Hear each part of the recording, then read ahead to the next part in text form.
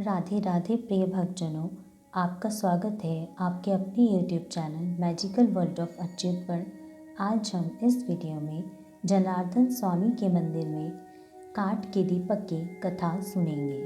उपाध्याय जी जनार्दन स्वामी के मंदिर में पुजारी थे और विष्णु प्रशस्ति मंत्रों का पाठ किया करते थे। भगवान की पूजा के लिए विशिष्ट नैवेद्य भी वे स्वयं बनाते थे और इसके लिए रसोई घर में जाकर चूल्हा भी स्वयं ही जलाते थे। अग्नि प्रज्वलित करने के लिए उन्होंने पुराने काठ के दीप के बदले की शमी की लकड़ी का तख्ता बनवाया था और उसी में आग सुलगाने वाली तीली भी। उपाध्याय जी प्रौढ़ ब्रह्मचारी थे। वे देवस्थान की धर्मशाला में ही रहते थे और वहीं की पाकशाला में भोजन करते थे। उनके साथ 12 वर्ष का एक अनाथ बालक रहता था। वह उपाध्याय जी की हर कार्य में सहायता करता और समय मिलने पर उनसे वेद मंत्र सीखता था। एक बार उपाध्याय जी बीमार पड़ गए।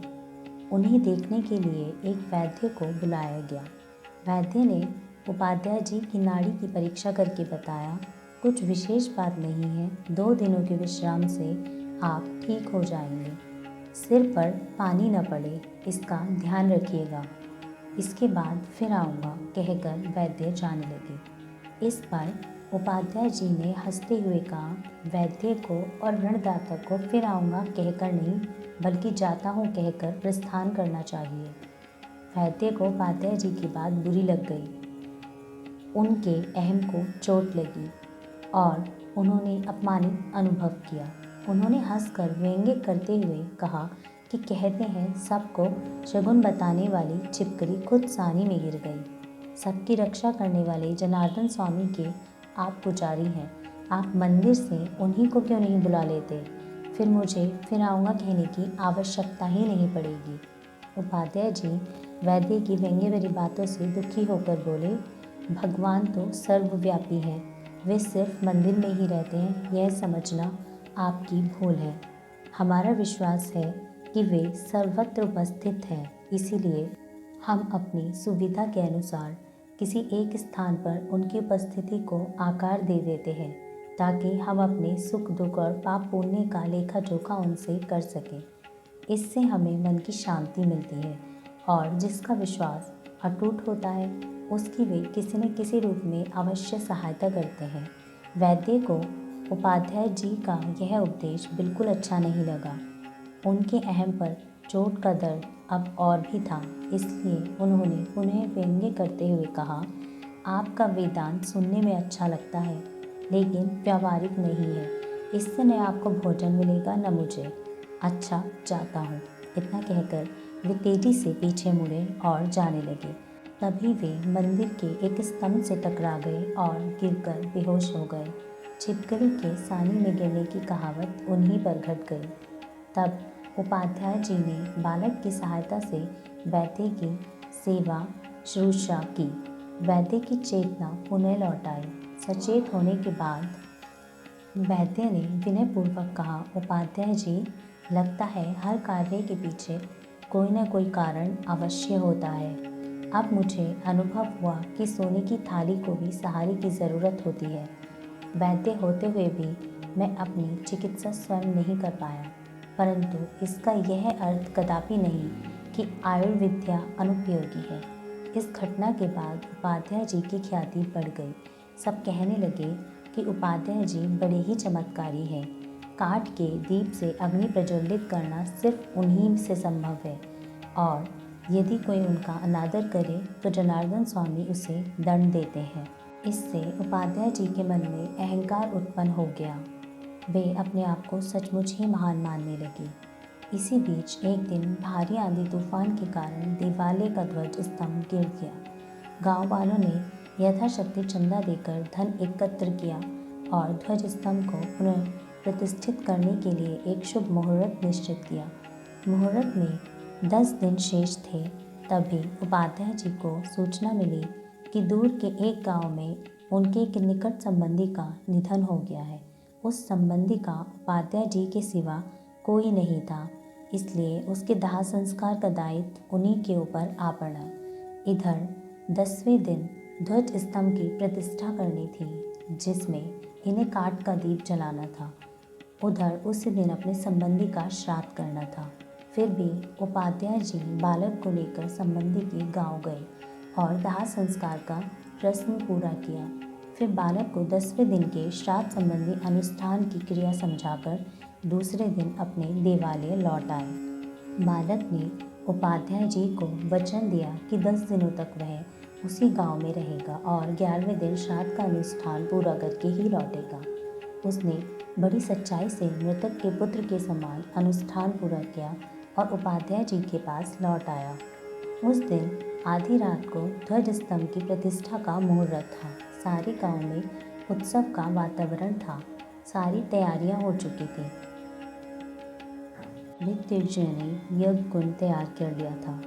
काठ का दीप जलाकर मंत्रोच्चार के साथ यज्ञ कुंड को प्रज्वलित करना था। तभी उपाध्याय जी ने अपने हाथ में काठ का दीप ले लिया और कहा, स्थल पुराण बताता है कि नारद जी ने त्रेता युग में इसका प्रतिष्ठापन किया था। देखिए, अपनी वीणा को झंकृत करते हुए वे आज भी यहाँ पधारे हैं। मैं जब अग्निदेव का आवाहन करूँगा तब ऋग्वेदियों के मंत्रोच्चार के साथ देवता भी प्रकट हो जाएंगे। इतना कहकर इधर उपाध्याय दीप को रगड़ने लगे। वैसे अन्य दिनों में वे बड़ी सुगमता से दीप जला लेते थे, किंतु आज बहुत प्रयत्न के बाद भी दीप नहीं जला। अंत में थककर और निराश होकर वे हट गए। उसके बाद वहाँ उपस्थित अन्य वेद पंडितों ने भी प्रयास किया, किंतु असफल रहे। गांव में पुण्यात्मा माने जाने वाले व्यक्तियों से भी यह काम करवाया, किंतु सब व्यर्थ। उपाध्याय जी की आंखों में आंसू आ गए। उनका हृदय वेदना से व्यथित हो उठा। उनकी आत्मा पुकार उठी, हे प्रभु, मुझसे क्या भूल हो गई? मुझे क्षमा कर दे। अपने सेवक को इस घोर अपमान से बचा ले भगवान। तभी बालक ने उनके सामने आकर प्रार्थना की, गुरुवर, क्या मैं प्रयास करूं? तुमने मेरे मृतक बंधु का श्राद्ध किया है, इसीलिए 1 वर्ष तक यज्ञ में भाग नहीं ले सकते। उपाध्याय जी ने यह कहकर बालक को काठ का दीप जलाने से मना कर दिया। इस पर एक वेद पंडित ने कहा, बालक ने सच्चे ब्राह्मण का कार्य किया है। मृतक का संस्कार स्वयं एक यज्ञ है, इससे इसका पुण्य बड़ा है। उपाध्याय ने तब नम्रतापूर्वक कहा, सचमुच मैं तो भूल ही गया था कि मानव सेवा ही माधव सेवा है। प्रेत संस्कार कर्म कोटि यज्ञों के समान होता है। यह बालक धन्य है। मुझे गर्व था कि मैं ही काठ का दीप जला सकता हूँ। भगवान ने मेरी आंखें खोल दी। यह बालक दीप जला सकता है। बालक ने पहले अपने गुरु उपाध्याय जी को प्रणाम किया, फिर अग्निदेव का आवाहन करते हुए कहा, मैं सदा गुरु की आज्ञा का पालन करता हूँ। गुरु भगवान के समान है। यदि यह बात सत्य है तो दीप से अग्नि प्रज्वलित हो जाए। इन शब्दों को दोहराते हुए उसने दीप से तीली का घर्षण किया।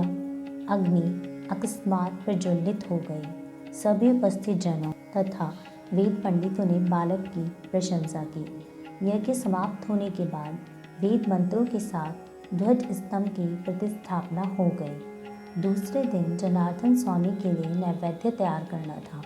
उपाध्याय जी ने बालक को काठ का दीप जलाने के लिए बुलाया। मैं गुरु का स्थान नहीं ले सकता। प्रेत संस्कार से कोटि यज्ञों का फल मिलता है। शायद यही सिद्ध करने के लिए भगवान ने मुझे यह अवसर दिया था। यह कहते हुए बालक ने दीप जलाने से मना कर दिया। तब उपाध्याय जी ने स्वयं मन ही मन भगवान से प्रार्थना करते हुए दीप जलाने का प्रयास किया। उन्हें आश्चर्य हुआ कि दीप से बड़ी सुगमतापूर्वक अग्नि प्रज्वलित हो गई, लेकिन अब उनके मन में तनिक भी गर्व नहीं था। उन्होंने कृतज्ञता में जनार्दन स्वामी के सामने अपना सर झुका दिया। कुछ दिनों के पश्चात बालक की नियुक्ति उपाध्याय जी के स्थान पर हुई और उसे बहुत ख्याति मिली। राधे राधे।